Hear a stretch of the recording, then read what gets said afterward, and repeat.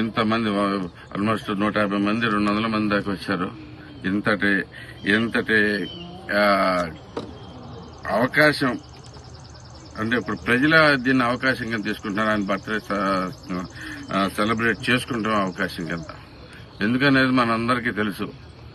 ఒక వ్యక్తి అంటే ఆలోచనలో రేపటి గురించి ఆలోచించడమే కాదు, మనకి దాన్ని ఎలా ఆచరణలో పెట్టాలి అనేది కూడా అత్యంత క్లారిటీ ఉన్న అతి కొద్ది రాజకీయ నాయకుల్లో ఈయన ప్రముఖంగా వస్తారు.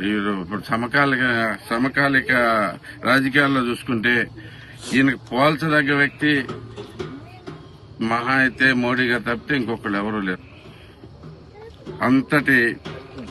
అంతటి ఘనమైన కీర్తి సాధించిన మహానుభావుడు. ఆయన కీర్తి సాధించిన దానికంటే ఆయన ఈ మధ్యకాలంలో చెప్తా ఉన్నారు, తెలుగు ప్రజలందరికీ నేను రుణపడి ఉంటాను అని కదా. కానీ వాస్తవానికి తెలుగు ప్రజలందరూ రుణపడి ఉండాల్సిన వ్యక్తి చంద్రబాబు నాయుడు గారు. మనం చూసుకుంటే ఎంతటి మహారాజులైనా ఈ మొనార్కీలు నడిచిన రోజుల్లో కూడా మహా అయితే ఒక్క నగరాన్ని కట్టారు ఎవరైనా కానీ. అది కూడా అతి కొద్ది మంది కట్టారు. హైదరాబాద్ అప్పుడు కట్టింది కులీ కుతుబ్ షా అంటారు. కానీ మోడర్న్ హైదరాబాద్ ను తయారు చేసిన చంద్రబాబు నాయుడు గారు మనందరం ఒప్పుకునేది. ఆ ఒక్క నగరంతో సంతృప్తి కాకుండా ఇప్పుడు రెండో నగరం కూడా నిర్మించేంత ధైర్యం ఉన్న అంటే కలగనాలన్నా గానీ అసలు అంత పెద్ద కళ కనాలన్నా గానీ మనలాంటి మామూలు సామాన్యులు ఎవరికి కనీసం ఆలోచన కూడా రాదు. అలాంటిది ప్రపంచ స్థాయిలో నిలబడే అమరావతిని ఒక్కసారి దుర్మార్గంగా నాశనం చేసినా గానీ మళ్లీ యాషెస్ నుంచి మళ్లీ బిల్డ్ చేసుకుంటూ వస్తా ఉన్నారు. అంతటి స్ట్రాంగ్ మనిషి మనకు దొరకటం నిజంగా మన అదృష్టం. ఆయన ఆలోచనలన్నీ ఒకటే ఉంటాయి. ఈరోజు మనం చేసే పని రేపటి మన భవిష్యత్ తరాలకు ఎలా ఉపయోగపడుతుంది అనేది. మనం అనుకుంటా ఉంటాం మనమే మేధావులం. చాలా మంది ఈయనేంటి ఎలా చేస్తున్నాడు అలా చేస్తున్నాడు, ఈ వాడిని జైల్లో పెట్టించలేదు వీడిని జైల్లో పెట్టించలేదు, ఎంతసేపు అదే ఆలోచిస్తాం. కానీ ఆయన మనసులో మాత్రం ఒకటే ఉంటుంది. చాలా క్లియర్ గా చెప్తా ఉంటాడు. దగ్గరగా చూశాను కాబట్టి నాకు క్లారిటీ ఉంది. ఆయన ఆలోచన ఓకే, జైల్లో పెడితే ప్రజలకి ఇంటి లాభం, తప్పు చేసినాడు శిక్ష పడాలి, దాని ప్రకారం వెళ్తా ఉంటది. కానీ అదే పని మీద మనం పని చేయకూడదు అనేది ఆయన కానీ క్లారిటీ ఉన్న వ్యక్తి. మనమేదో నన్నేదో అన్నాడు. ఎందుకంటే ఈ గత 5 ఏళ్లలో గాని చరిత్ర మొత్తంలో గాని అంటే తల మీద రూపాయి పెడితే ₹10 కూడా అమ్ముడు పోని పనికి మాలిన వ్యక్తులందరూ ఎంత దుర్మార్గంగా మాట్లాడినా గాని, ఎంత చండాలంగా మాట్లాడినా గాని, ఎంత నీచంగా మాట్లాడినా గాని అన్ని తట్టుకుని అవన్నీ మనసులో పెట్టుకోకుండా మనకేం కావాలి, రేపు ప్రజలకేం కావాలి అని ఆలోచించగలిగే మహా వ్యక్తి. స్ట్రెంత్ అంటే మనం అంతా అనుకుంటాం అంటే ఓకే, ఇవాళ 10 మంది మన వెనకమాలు ఉంటే 10 మంది మనం అనుకుంటే ఎవడో ఒకరిని కొట్టేసి మనమే మేధావులు అనుకునేంత గొప్పగా ఉంటుంది. అప్పట్లో గత 5 ఏళ్లలో జరిగింది అదే. మొత్తం అసలు పోలీస్ వ్యవస్థ కానీ అన్ని వ్యవస్థలని చేతిలో పెట్టుకుని కనబడినాడికల్లా ఏదైనా అనేయగలం, ఏదైనా చేయగలం అది అని చెప్పేసి ధైర్యంగా వెర్రవేగి 2 గుండెలు ఇప్పదీసి షర్ట్ ఎగరేసుకుని భారీ ఎత్తున తిరిగాడు వాళ్ళు. అది స్ట్రెంత్ అని అనుకోగలమా ఎవరన్నా గాని? స్ట్రెంత్ అంటే అంత అవమానాన్ని దిగమింగుకుని మనకి రాజధాని నాశనం చేశారు, ముందు రాజధాని కట్టాలి.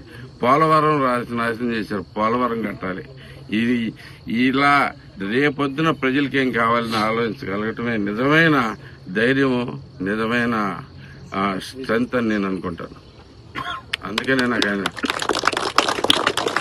ఆయన అంటే నాకు అంత ఇష్టం.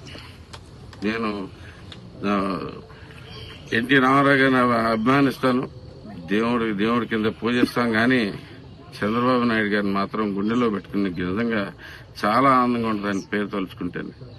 నిజంగా ఏంటంటే ఈ రోజు మనం ఇక్కడ ఉన్నాం, ఎంతో మంది ప్రపంచంలో ఈ Indians are number 1 diaspora in USA అయితే ఆయన చెప్పేటప్పుడు ఇది పొద్దున చెప్తా ఉంటాడు. ఆయన చెప్పిన ప్రతిసారి ఆయన కళ్ళలో గర్వం కనపడుద్ది.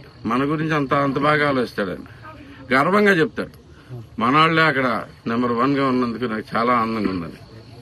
అలాంటి వ్యక్తి 2047 గురించి కూడా ఆలోచిస్తున్నాడు. మీకు అందరికీ తెలుసు. సో ప్రతి ఒక్కరికి మీకు ఆ ధైర్యంగా ఉందాం. మనం మళ్ళీ 2047లో ఆయన కన్న కళ ప్రతిదీ నిజమవుతుంది. మా ఫస్ట్ నుంచి అంటానే ఉంటారు కదా, what Chandrababu things today nation things tomorrow అని. సో ఆయన ఈ రోజు ఆలోచించేది రాష్ట్ర మన దేశం రేపొద్దున ఆచరణ పడుతుంది. దానికి ఎగ్జాంపుల్స్ కావాలంటే ఈ రోజంతా చెప్పుకోవచ్చు కూడా. మీకు తెలియని చాలా విషయాలు ఉంటాయి. ఏంటంటే ఇప్పుడు మనకు కామన్ గా అనిపించే చాలా విషయాలు ఆయన ఎప్పుడో ఆలోచించి చేసినవి. దాన్ని నేషన్ మొత్తం ఫాలో అయ్యి దీన్ని క్యాష్లెస్ ట్రాన్సాక్షన్స్ ఎప్పుడూ ఆలోచించారు ఆయన. ఇట్లా చాలా ఎగ్జాంపుల్ చెప్పుకుంటూ వెళ్ళచ్చు.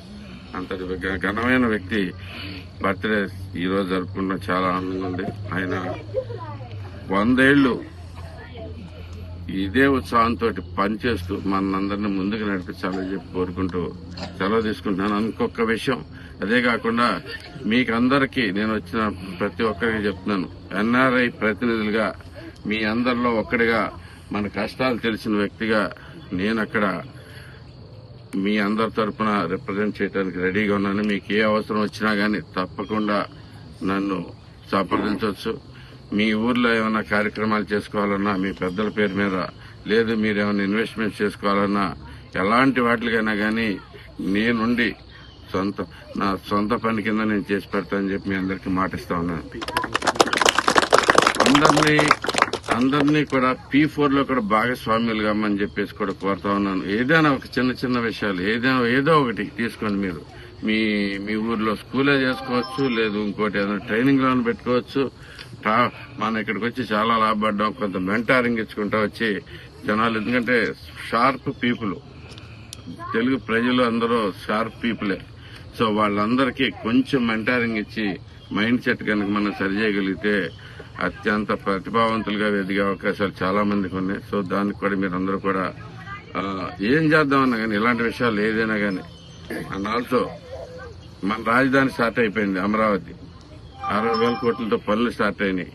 అంటే ఇక ఈ 3 ఏళ్లలో మనకి అత్యంత ఇంపార్టెంట్ ఇవన్నీ కట్టేసి రాజధాని నిర్మించేసి దాని చుట్టూ ఇన్ఫ్రాస్ట్రక్చర్ మొత్తం కూడా 5 ఏళ్లలోపు ఫినిష్ చేయడానికి ప్రణాళికలు వేసుకుంటా ఉన్నాం. మొత్తం అంతా రెడీ అవుతుంది. సో ఇది మంచి తరుణం. మీకు ఏ రకమైన ఇన్వెస్ట్మెంట్ చేయాలన్నా గానీ మీ అందరికీ ఎలాంటి అవసరం వచ్చినా గానీ ఇది మంచి time. You invest in AP and you will get right returns back మీకు. ఎందుకంటే పెరిగే టైంలోనే మనం కూడా అక్కడ ఇన్వెస్ట్ చేసుకుంటే మంచి రిటర్న్స్ వస్తాయని మీ అందరికీ తెలియజేసుకుంటూ, మీకు గుడివాడ నియోజకవర్గంలో అయితే కనుక ఏ పని ఉన్నా గానీ నేను పూర్తిగా 100% చేసి పెట్టగలను. అలాగే మీకు బయట కూడా ఏమన్నా అవసరం ఉన్నా గానీ తప్పకుండా రీచ్ అవ్వండి. నేను ఒక వాట్సాప్ కాల్ అవే. సో మీరు రీచ్ అవ్వండి. మీకు కావాల్సిన హెల్ప్ నేను తీసుకుని చేసి పెడతానని చెప్పి మీ అందరికి తెలియజేస్తూ సెలవు. థ్యాంక్ యూ రాము గారు. కేక్ కట్ చేద్దామండి.